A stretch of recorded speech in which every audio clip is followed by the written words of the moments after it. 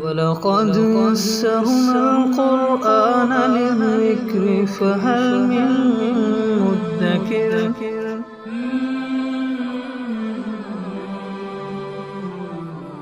سورہ ملک آیت نمبر 1 اعوذ باللہ من الشیطان الرجیم بسم اللہ الرحمن الرحیم تبارک الذی بیدہ الملک وہو علی کل شیء قدیر الذی خلق الموت والحیاۃ لیبلوکم ایکم احسن عملا وہو العزیز الغفور۔ اس سورت سے لے کر قرآن کریم کے اخیر تک تقریباً جتنی بھی صورتیں ہیں وہ مکی صورتیں ہیں، اور مکی صورتوں کے اندر جو مرکزی نقطہ ہے وہ ہے بنیادی عقائد، توحید، رسالت، آخرت، جنت اور جہنم کے احوال، نبی پاک صلی اللہ علیہ وسلم کی جو تبلیغی کاوشیں تھیں اس کے اندر آپ علیہ السلام کو سراہنا، آپ علیہ السلام کو تسلی دینا، تو ان چیزوں کے ارد گرد مکی صورتیں وہ گھومتی ہیں اور مرکزی نقطہ ان کا یہی ہوتا ہے۔ ان میں سے جو پہلی صورت ہے سورہ ملک ہے، سورہ ملک کے اور بھی نام آئے ہیں احادیث میں۔ ایک اس کا نام آتا ہے سورۃ الواقعہ، ایک ہے واقعہ عین کے ساتھ، ایک ہے عین کے بغیر قاف یا اور ہا، واقعہ۔ واقعہ وقع یقی سے بنتا ہے، اس کا معنی ہوتا ہے بچانے والی، اللہ کے عذاب سے بچانے والی صورت۔ اسی طرح اس کا نام المانعہ بھی آتا ہے، مانع کا معنی ہوتا ہے روکنے والا، المانعہ روکنے والی، اللہ کے عذاب کو روکنے والی۔ اسی طرح اس کا ایک نام آتا ہے المنجیہ، منجیہ نجات دینے والی، یعنی اللہ کے عذاب سے نجات دینے والی۔ تو حدیث پاک کے اندر آتا ہے کہ یہ جو سورہ ملک ہے یہ اللہ تعالیٰ کے عذاب سے، عذاب قبر سے نجات دینے والی سورت ہے۔ اسی طرح حضرت ابن عابس رضی اللہ عنہ کی روایت ہے کہ نبی پاک صلی اللہ علیہ وسلم نے ارشاد فرمایا کہ میرا دل چاہتا ہے کہ یہ صورت ہر مومن کے دل کے اندر ہر ایک کو یاد ہو۔ اسے مجھے امید ہے کہ آپ حضرات میں سے سب کو یہ صورت یاد ہو، تو ہاتھ کھڑا کر کے بتا دیں کس کس کو یاد، بقیہ نیت کر لیں۔ نبی پاک صلی اللہ علیہ وسلم کی یہ خواہش تھی کہ ہر بندے مومن کو یہ یاد ہونی چاہیے، اور یہ صورت ہم عام طور پر پڑھتے بھی رہتے ہیں، اکثر لوگوں کا معمول ہوتا ہے اور ہونا بھی چاہیے۔ سونے سے پہلے نبی پاک صلی اللہ علیہ وسلم کا یہ معمول تھا اس صورت کو پڑھنے کا، کیونکہ یہ عذاب قبر سے بچانے والی صورت، ہر بندہ وہ عذاب قبر سے ڈرتا ہے، ڈرنا بھی چاہیے۔ تو عذاب قبر سے بچانے والی یہ صورت ہے۔ آپ علیہ السلام کا ارشاد ہے کہ 30 آیات کی ایک ایسی صورت مجھ پر نازل ہوئی ہے کہ جو پڑھنے والے کی سفارش کرے گی اور عذاب قبر سے اس کو بچائے گی۔ تو اس لیے عام طور پر پڑھنے کا معمول ہوتا ہے، تو دیکھ کر پڑھ کر ویسے ہی اس کے الفاظ اور آیات ہمیں کچھ نہ کچھ یاد ہوتی ہیں۔ اگر ہمت کر لیں تو میرا نہیں خیال کہ 1 مہینے سے زیادہ ہمیں لگے کہ ہر آیت کو آدمی روزانہ ایک آیت کو یاد کر لے اور پچھلی آیات کو دہراتا رہے، تو آسانی سے 1 مہینے میں ہم اس صورت کو یاد کر سکتے ہیں۔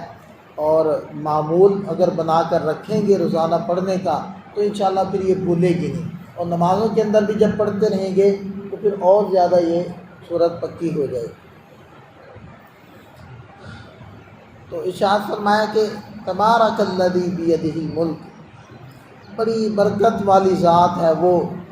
بیدہ الملک جس کے قبضے میں بادشاہت ہے۔ ید کا ویسے تو معنی ہوتا ہے ہاتھ، لیکن یہاں عام طور پر اس کا ترجمہ کرتے ہیں قبضہ، کیونکہ یہ بات تو آیات سے ثابت ہے کہ اللہ تعالیٰ کا چہرہ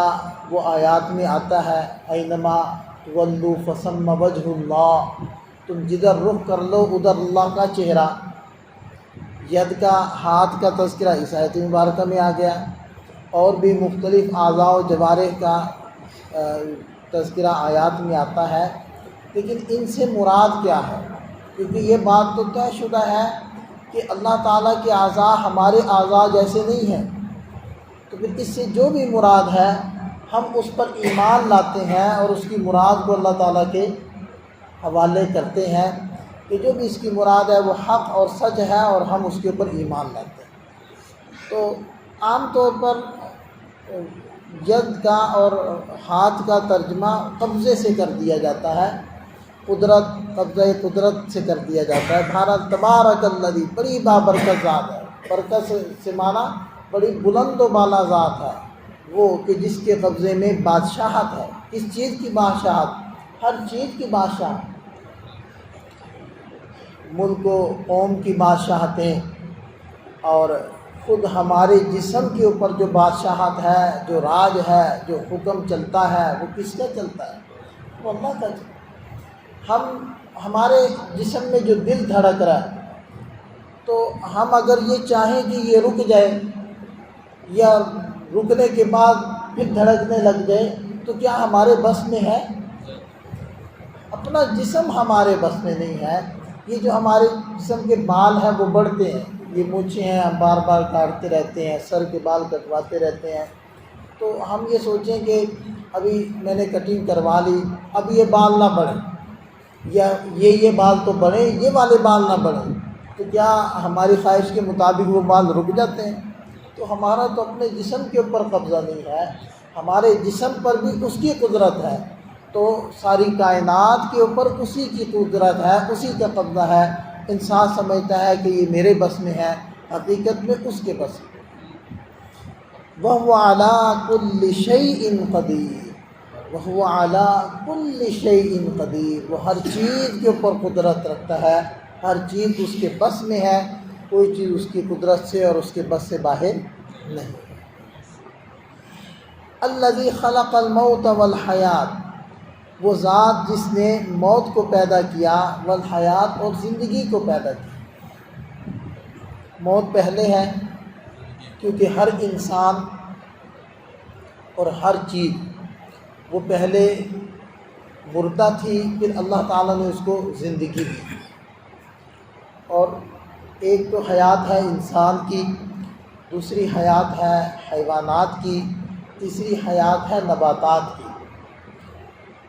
یعنی اگنے والی چیزوں کی، ان سب میں حیات ہے۔ لیکن ان تینوں قسم کی حیات میں سے جو انسان کی حیات ہے وہ سب سے زیادہ قوی ہے، اور انسان کے اندر جو خودی کا تصور ہے یا خودی کا شعور ہے، یہ کسی مخلوق کے اندر بھی نہیں ہے۔ اسی شعور کی وجہ سے انسان احکام کا مکلف ہے اور سزا اور جزا کا مستحق قرار پاتا ہے۔ تو بہرحال ارشاد فرمایا کہ الذی خلق الموت والحیات۔ اچھا، موت کو پہلے لانے کا ایک یہ بھی مطلب ہمیں سمجھنا چاہیے کہ انسان کے پیدا ہونے سے پہلے ہی اللہ تعالیٰ نے موت کو لکھا ہے، تو جتنا بھی جیلے بہرحال اس کی اخیر میں موت ہے۔ جب جو چیز طے شدہ ہوتی ہے اس میں تھوڑی سی تاخیر کیوں نہ ہو، وہ ہو کر رہتی ہے، اور جو چیز نہیں ہونی وہ قریب بھی ہو تو نہیں ہونی۔ تو ایک چیز طے شدہ ہے، انسان کی زندگی کا ختم ہونا ایک کنفرم ہے، تو اس لیے اس کو پہلے ذکر کر کے انسان کو گویا کہ متوجہ کر دیا، اے بندے تو نے جو اپنی زندگی کا نظم بنانا ہے، خاص طور پر ڈے پلان کرنا ہے، تو ڈے پلان کے اندر سب سے پہلے تم نے اپنی موت کو رکھنا ہے، یا زندگی کی جو ترتیب بنانی ہے، میں یہ کروں گا، یہ کروں گا، وہ کروں گا، تو سب سے پہلے موت کو رکھنا ہے کہ سب سے پہلے تو میں مروں گا۔ لہذا انسان کے ہر کام کے اندر یہ تصور ہونا چاہیے کہ میں مروں گا۔ جب مروں گا تو پھر مرنا ہے، اور مرنے کے بعد ہمیشہ مرے ہی نہیں رہنا، بلکہ اس کے بعد دوبارہ زندہ بھی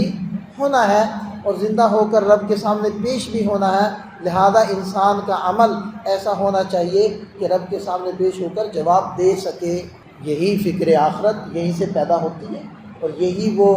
تصور ہے یا یہی وہ عقیدہ ہے جو انسان کو درست رکھتا ہے، جو انسان کو رات کے اندھیروں میں، جو انسان کو تنہائیوں میں، جو انسان کو اختیارات ملنے کے باوجود ٹھیک چلاتا ہے، وہ یہ عقیدہ ہے، خلق الموت۔ اچھا، پھر جو لیبلوکم ایکم احسن عملا، تاکہ وہ آزمائے کہ تم میں سے احسن عمل، اچھا عمل کون کر کے آئے گا۔ تو پھر احسن عمل کو کرنے کے لیے کوئی جگہ بھی چاہیے، اس کے لیے والحیات، زندگی کو پیدا کر دیا، کہ ایک شعور دے دیا کہ تم نے مرنا ہے، لہذا ٹھیک ٹھیک چلنا ہے، اور پھر ٹھیک ٹھیک چلنے کے لیے، کام کرنے کے لیے کوئی جگہ بھی تو چاہیے، کوئی ظرف بھی تو چاہیے، تو اس کے لیے والحیات، زندگی دے دی، لو یہ موقع ہے، یہ ظرف ہے، اس کے اندر کام کرو، احسن عمل کرو، لیکن احسن کرو اس لیے کہ تم نے مرنا ہے اور میرے پاس آنا ہے۔ اور دیکھیں یہ ارشاد فرمایا کہ لیبلوکم ایکم احسن عملا، تاکہ وہ جانچے کہ تم میں سے احسن عمل کون کر کے آتا ہے۔ یہ نہیں فرمایا اکثر عملا، زیادہ عمل کون کر کے آتا ہے، تو زیادہ کی فکر نہ کریں، جو کر رہے ہیں اس کو احسن بنانے کی فکر کریں، وہ اچھا ہو، وہ قابل قبول ہو، وہ قابل نجات ہو، وہ جزا ملنے کے قابل ہو، تو وہ تھوڑا بھی کافی۔ کیسے آتے ہیں نا کہ وہ نامہ اعمال میں جب ایک پرزہ رکھا جائے گا، یعنی بد عملیاں بہت زیادہ بڑھ گئی اور بد عملیوں والا پلڑا جھک گیا، اب انسان سمجھے گا کہ میری تو ہلاکت، لیکن اس کو ایک پرچہ دیا جائے گا جس پر ایک کلمہ لکھا ہوا ہوگا، اور وہ کلمہ توحید ہے، اس کو کہا جائے گا اس کو تلوا لے، وہ دل میں سوچے گا کہ اتنے گناہ، اتنا وزن، یہ بیچارہ چھوٹا سا پرچہ کیا کام کرے گا۔ تو جیسے ہی وہ رکھوائے گا تو نیکیوں والا پلڑا ایسا جھکے گا کہ وہ گناہوں والا پلڑا ہوا میں اڑنے لگے۔ تو